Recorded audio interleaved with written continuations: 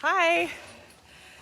Just gonna wait for a couple people to jump on here, and if you're watching, just let me know that you're watching. Leave an emoji, a wave emoji, or just say hi or something so that I know that you're here. And if you are here, then it's probably because you've seen the Trot Rhythm, the free videos that we created. They've been up for a couple weeks now, and those videos are all about creating the rhythm that you want for your horse to follow. Hi, Melissa.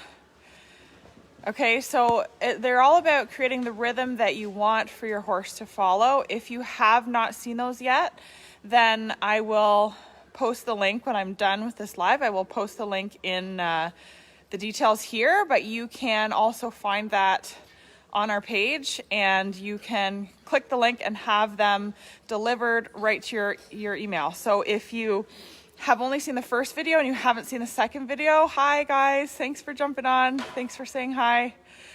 If you've only seen the first video, then you need to make sure that you click that link so that you can see the second one, because the second one's actually a little bit more geared to helping you do the exercises at home. So the first one is kind of me explaining the idea. The second one is me actually helping you to implement it a little bit. Hi, Victoria. Hi, Anne. Hi, Tanya. This is awesome. Okay, great. Okay, so in those videos, you guys have watched those videos, and we have already done a couple of lives with additional coaching for those. And the first live was all about tips for lazy horses. So there were some of you guys that had some lazy horses that needed some tips. Hi, Nancy. And if you watch that one and you have had a chance to try the Trot videos, I would love it if you let me know how it went, or if you're running into any issues, because we're going to keep addressing this. I'm going to keep giving you guys some coaching for that. So the first one was all about hi guys, hi Robin, hi Kim. So the first one was all about lazy horses, tips for lazy horses. The second one was all about using the idea of the 1 to 10 in the trot for the ranch riding. And then this one, what we're going to talk about, is more about using your body to create the rhythm that you want. So we did have some questions. This is something that I cover a lot in my lessons. But we did have some questions about what do you mean by tip the hip? What do you mean by create the rhythm? And what does the transition look like? So, hi Daphne. So what does the transition look like? If I'm going to skip a couple numbers, so if I'm going to go like from a 4 to a 9, what does that look like? What does my body actually do to create that? So I want to dive into that and cover some of those questions, and kind of explain that in a little bit more detail. If you have questions as we go, drop them in here, because otherwise I could get going on some kind of tangent. So let me know what kind of questions you have, and I will answer those. So basically where I want to start with that is the idea that, and I mentioned this in the videos, the idea that if you want for your horse to have any kind of rhythm when you're riding them, you have to be creating that rhythm. Okay, so what we see people do a lot of the time is ask their horses to, let's say, go into the jog, and then once they're in the jog, they'll ask their horse to go a little faster. So they're basically, what they're saying to their horse is, okay, go faster, and now go faster than that. And rather than saying to them, I want you to go at this speed, this is the speed that you need to move your legs, they're basically just saying, okay, go, and I'll catch up to wherever you are. Okay, so that's what we want to change. And the idea, hi Jamie, hi Jesse, oh boy. So the idea is, if you think of it like a band, okay, and like maybe some of you guys are really into music. I'm not really musically inclined, so I might totally butcher this, but if I am going to lead a band, okay, we've got all these different instruments, everybody's going to play the same song. My job is to give them the rhythm, okay? So what I do, shoot, you don't have any volume, Tanya? You might have to sign out and try it again. I think, can everybody else hear me okay? Sometimes that happens, Tanya, with lives. Sometimes the volume goes out. You just have to sign back in. Hey, Sally. Okay, so if we go back to thinking about this band, okay? I don't know, did any of you guys play in a band? I played in grade 7 and grade 8. So I'm imagining my grade 7 and 8 band, okay, which was, I mean, we thought we were good, but we were not good. And what my music teacher had to do, obviously, to keep us all somewhat on the same rhythm, was she had to direct us, right? She had to give us that beat. So if you are directing the band, you're using your hands, right? This is the part that I might butcher, I don't know. And you are giving the rhythm, right? 1, 2, 3, 4. 1, 2, 3, 4. I don't know if this is translating on live because I feel like the audio is maybe a little bit delayed from my hands, but you're giving that rhythm. 1, 2, 3, 4. 1, 2, 3, 4. 1, 2, 3, 4. And then everybody knows where to be, right? And the whole band, when they get off a little bit, always goes back to what my music teacher was giving us, the rhythm that my music teacher was giving us. And then if my music teacher wanted for us to play a little slower because we were really struggling, she would slow that rhythm down, right? 1, 2, 3, 4. 1, 2, 3, 4. And if she wanted to speed up, she would go 1, 2, 3, 4, 1, 2, 3, 4, 1, 2, 3, 4, and we would all follow that. So in this scenario, the rider obviously is the music teacher. The horse is obviously the band, right? If there is no music teacher, the band is left to its own devices. It's going to be all over the place, okay? Whoever is the loudest instrument is going to get followed. It's going to be a mess. It's going to be a gong show, okay? So we have to make sure that we are always giving the rhythm that we want, okay? Always.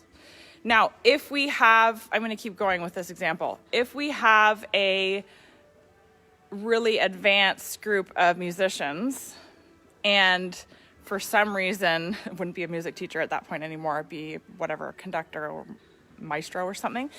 If they missed something, like, I don't know, let's just say that they had to scratch their nose for a second, and instead of giving that rhythm, that band is going to be fine. That orchestra is going to be fine. Now, if my daughter Mackenzie, who's 5, I don't know if they're doing anything like this at school, but let's just say they are. If they're doing something like that and the teacher gets distracted for a second, the whole class is going to be totally thrown off, okay?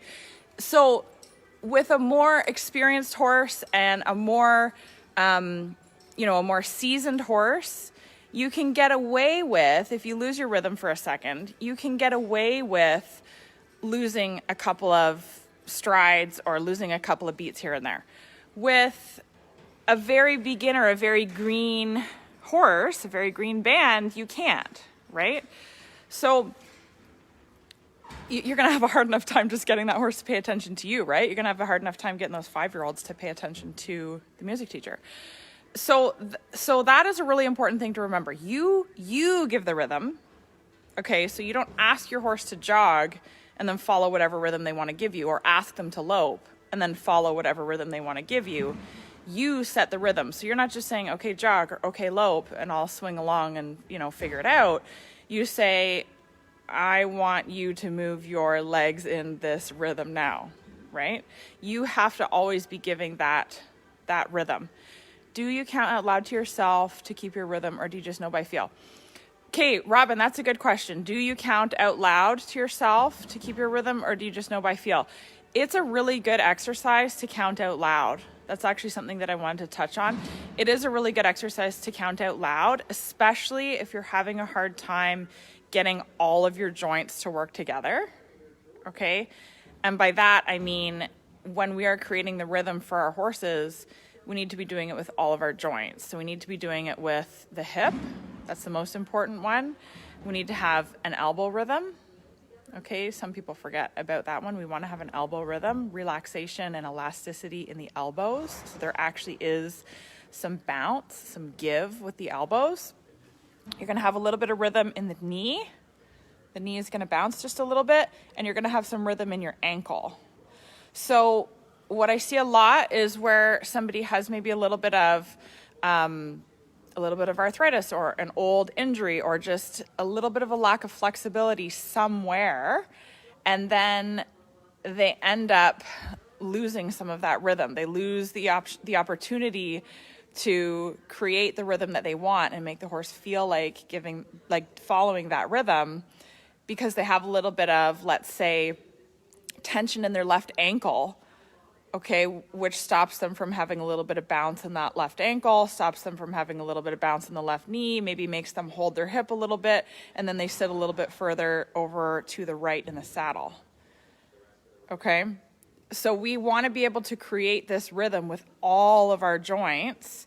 And a really good visual, if you ever watched dressage riders, a lot of dressage riders will even go so far with their rhythm that their head bobs a little bit, right? So as they're creating the rhythm, their head actually does this a little bit, okay? So to answer your question, Robin, it's a good exercise to count the rhythm, because counting it out actually helps to sync up all of your joints.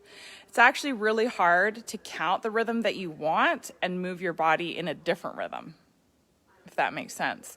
So if you're struggling with the rhythm, or if you really want to hone in on this skill and practice it, you know, like if you're listening to the audio lesson that you get for free when you sign this thing, if you want to practice that, I'm counting them out for you. For a lot of it, I'm counting it out for you.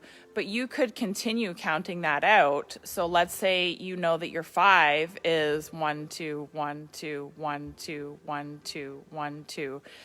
You could count that out to yourself, and it's really hard, even if you just do it right now. Nobody's watching you, right? You can do it right now. Even if you just do it right now sitting in your chair, it's really hard to move your body in any other rhythm than what you're counting. So counting it out is a great way to practice that. A lot of people get embarrassed, you know, if they're here for lessons and stuff. A lot of people get embarrassed with the idea of counting it out. And sometimes our horses will slow down because they hear us talking. But that is a great way. That's a great way to practice it. I'm not sure if you're asking about myself, Robin. Sometimes I do. Most of the time I don't. I have a pretty good idea of where I want to be, but I'll count it in my head for sure, especially if I'm on a new horse or if I'm really struggling, like a young horse that has a poor rhythm. You know, most of them are not just born with a good rhythm. You have to actually establish that. And if you're trying to really teach a horse and establish that rhythm, then yeah, I don't usually count it out loud, but I'll really think about that in my head. Sally's saying, counting out loud or very quietly to myself helps me a ton, or I think of Lindsay counting in my head and that helps me reset and keeps me constant. Yeah, that's good. So that audio lesson, that's the reason why I created the audio lesson to go along with these, is so that you can actually have me in your ear counting out the rhythm. Okay, so let's get back to this idea just a little bit more. So we want to create the rhythm with all of our joints. So the hip is the most important one, okay? And the hip, if you go back to watching that video, there's a point where I'm jogging and I'm using my hand kind of beside my hip and I'm doing this tip, tip, tip, tip, tip. And what I mean by that is that I want to feel like my back is flat. I want to feel like my pelvis is rocked under. And from there, I want to feel like my pelvis is tipping up with each stride when I'm sitting. Okay? And I don't want to feel like the horse is creating all of that motion. I want to allow the horse to create some of it. You know, that's what allows me to do it for such a long time without getting super out of breath. But I don't want for the horse to create all of the motion. In other words, I don't want to feel like a dead weight. I want to be giving that rhythm, that tip, tip, tip, tip, tip, tip, tip, tip. Okay? So if you think of it like that, if you think about creating the rhythm with your body, with your pelvis, tip, tip, tip, tip. You let your knee have a little bit of bounce, bounce, bounce, bounce, bounce, and your ankle will drop down a little bit as long as it's relaxed. And then relaxation in your elbows so that you've got just a little bit of elbow rhythm as you're jogging. Okay. Then when you want to speed up, you change that rhythm. You speed up that rhythm. Okay. So you go from tip, tip, tip, tip, tip, tip, tip, tip, tip, tip, tip, tip, tip, tip, tip, and you increase your rhythm with all of your joints. So always starts with the hip. Start with your hip and then let that kind of radiate outwards. So if you don't feel like you have total control over what your hip is doing, just worry about that piece. Don't worry about the other pieces yet. If you feel like you kind of get your hip tipping a little bit and you can think about some of the other parts, then you could go to making sure that your legs feel relaxed and that your ankles feel like they're starting to drop down, that you can feel your knee just moving against the saddle a little bit rather than holding. And then you want to feel like you have a little bit of rhythm in your elbow. So the way that the rhythm works in your elbow is that instead of holding with your bicep, holding your arm really still, you're more relaxed and you allow that arm to have a little bit of bounce so that your hand stays still, right? If we are in motion, if my body is being moved by the horse, then basically my elbow is absorbing that shock so that my hand can stay still or push a little bit towards that bit, okay? What we don't want is for the hand to be bumping up and back unintentionally, right? That would be in the horse's way. So we want to use the rhythm. We want to use our body rhythm to create the rhythm that we want. When we want to change that rhythm, we want to use our entire body to change to a faster rhythm. And then same thing to change back down to a slower rhythm. We want to, if we want to go, so one of the questions that we had was, if we want to go from, let's say, a 4 to a 9, what does that look like? What is my body actually doing? So Melissa, I'm not sure if you're still watching, Melissa, but that was your question. And that was a good question.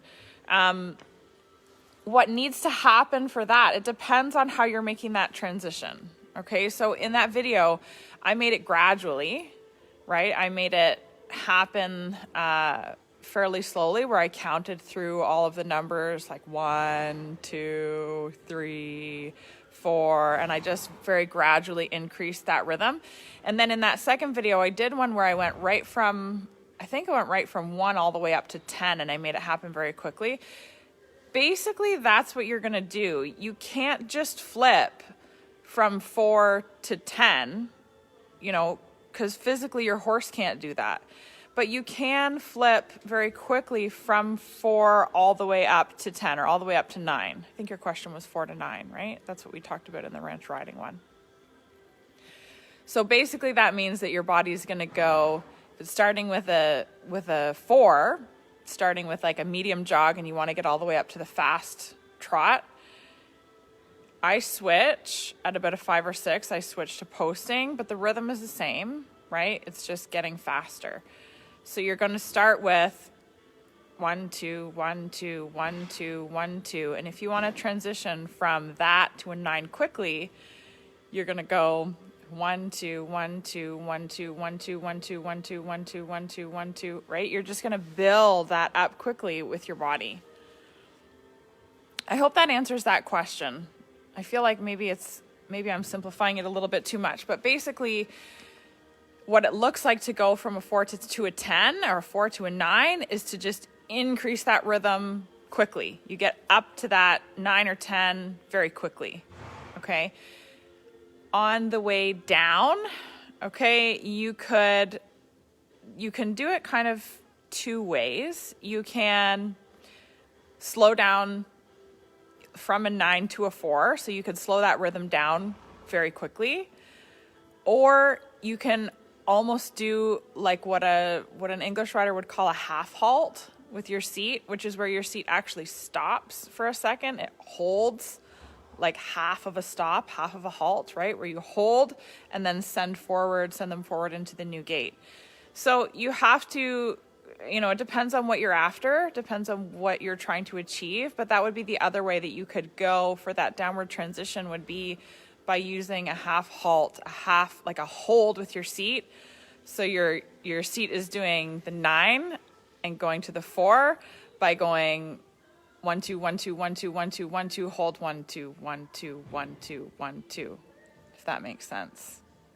Okay, so there's a lot of practice that goes into getting really good at that rhythm, right? I think through some of these lives and stuff, I hope that you're starting to see that, is that it takes a lot of practice to develop your body to be able to create any one of those rhythms that you could possibly want, and to be able to go back and forth to whichever one you like.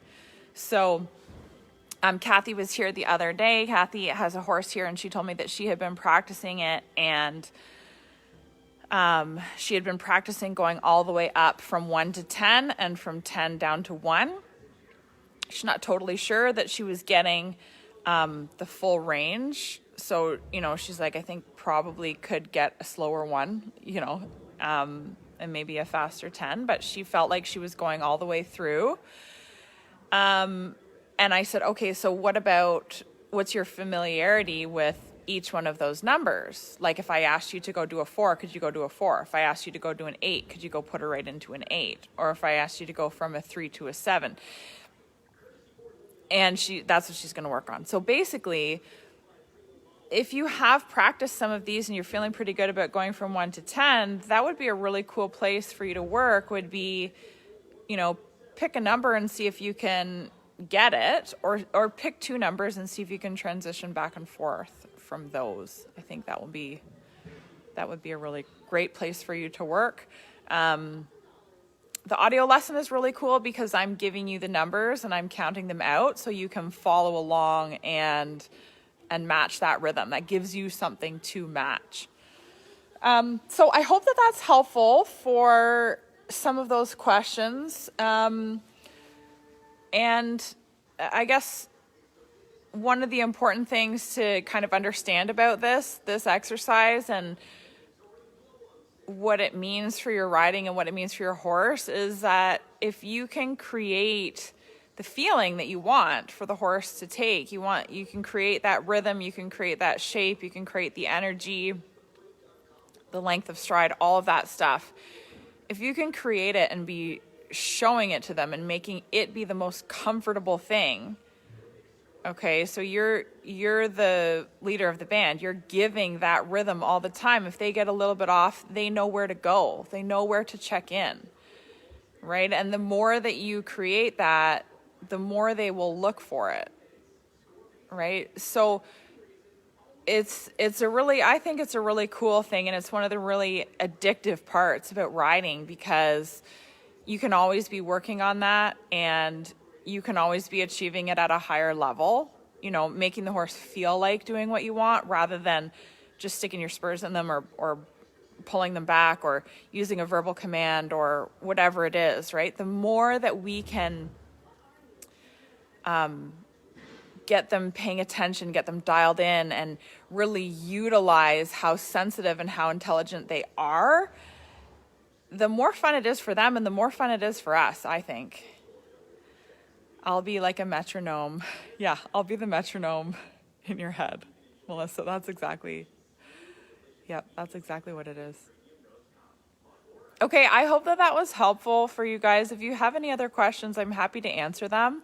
I really love this exercise. I think there are a ton of applications for it. So get to work on those, and I know not everybody is riding right now. It's freezing cold. If you're not watching from Ontario, we're in Ontario, and it's very cold here right now. I'm not sure what it is right now, minus 16 or something. I'm sitting in front of a heater right now. So I know not everybody is riding right now, but if you get to it in the next little while and you have questions about it, definitely let me know. Let me know how it's going. If you take pictures or video, I would love to see them.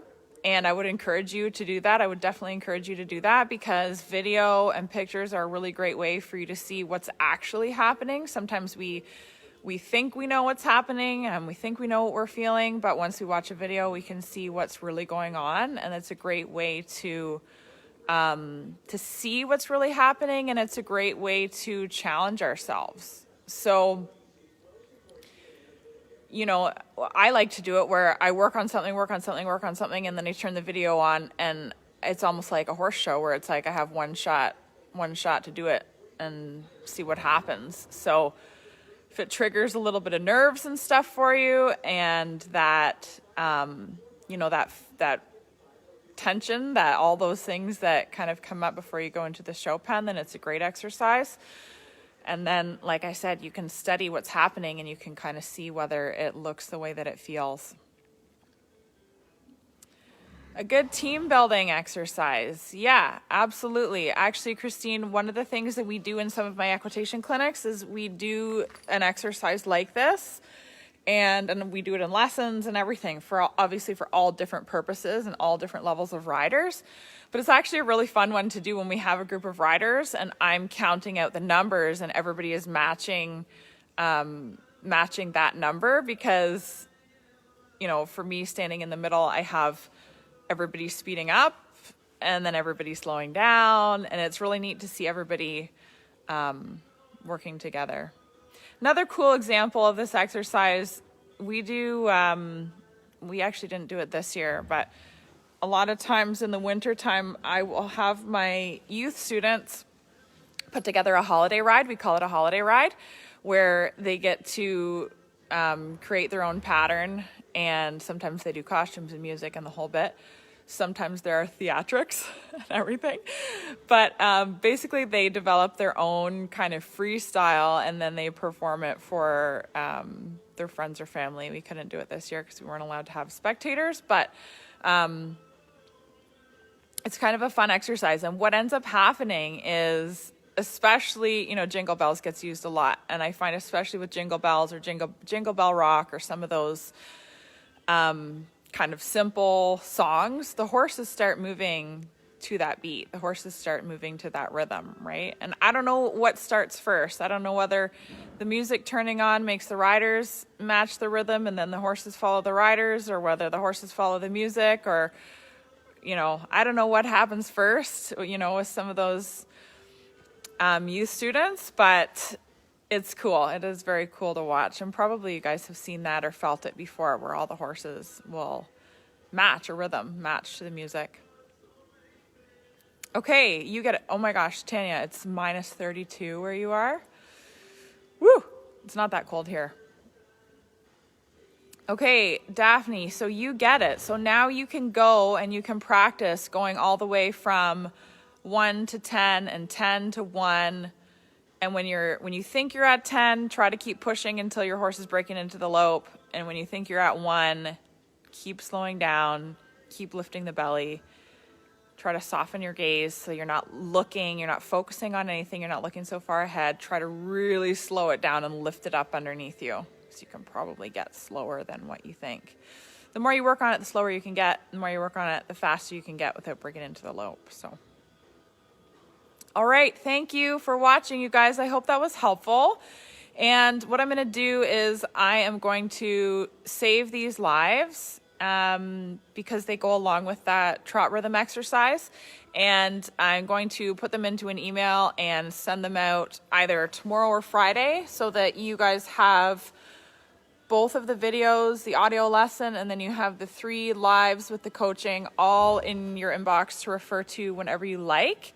And I will be back on live on Sunday, on Valentine's Day, right? I'll be back live on Sunday, and I will be chatting with you more about our online membership program and the brand new feature that just came out, and all of your questions about momentum if you're considering joining, if you think it might be for you. I'm going to answer all of those questions. So I hope that you will join me for that. And there's going to be a special bonus at the end of that one. So make sure that you jump on with me on Sunday. I'll post the times and everything for that. Donna, you watched it, Ziggy. You and Ziggy enjoyed it. Yeah, awesome. Keep working on it. I feel like it's a really fun one. You know, once you kind of get the hang of it, then you can almost use it every time you ride. You can use it in your warm-up. You know, you got to do a little bit of jogging, a little bit of posting trot, send them out, warm them up. So it's kind of a neat way for you to, you know, a neat thing for you to focus on. Just to get through that warm-up. Any baby? No, Tanya, no baby yet. So she was bred on the 15th, and she historically has been a little bit early. And obviously she's late this time. She's going to be quite late. Thank you, Lindsay. Looking forward to trying this with my mare once I can ride outside again. Yes, you're welcome, Sharon.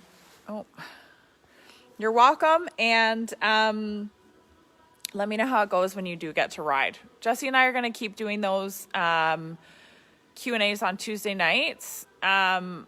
I do have to work through rescheduling lessons and booking stuff back in now that we are able to open up. So I'm going to confirm that time. But once you guys get back to riding and you get doing this exercise, if you have questions about it, definitely let us know. We'll make sure that we address that when we are live on Tuesday nights. OMG. Yeah, I know, Tanya. I feel so bad for her. She's really uncomfortable, and she is massive. You saw her, right? She is massive. So hopefully it happens soon. We actually moved her up into one of the top barns because the old bank barn that we have is the warmest barn. Normally the arena stays pretty good because the horses are all, the body heat of the horses and stuff. It's insulated. It's a big open space, but it is insulated. So normally she'd be okay down here, and she has a buddy that she's really attached to that likes to be able to see her through the bars. So we've tried to keep them down here, but just worried about that baby being born in this cold snap. So we moved her today up into the old bank barn, and Jesse put plastic up on the windows, and we got the heat lamp ready and the foaling kit and the blanket for the foal, and like everything is ready to go. So hopefully it happens soon for her, and I will definitely update you guys on that. Okay, thank you for jumping on. Thank you for watching. You're welcome. You're welcome, Daphne. And I will send these to you in an email. If you have got the trot videos by email, then you're already on the list. You're already going to get those. If you have not, make sure you sign up for those so that you can see those videos, and you can get all of these for keepsies so that you can refer back to them if you need help with any of those things. Okay, thanks for watching, guys, and take care. Happy Valentine's Day, happy Family Day, happy Momentum Opening Doors Day. I will chat with you soon. Bye.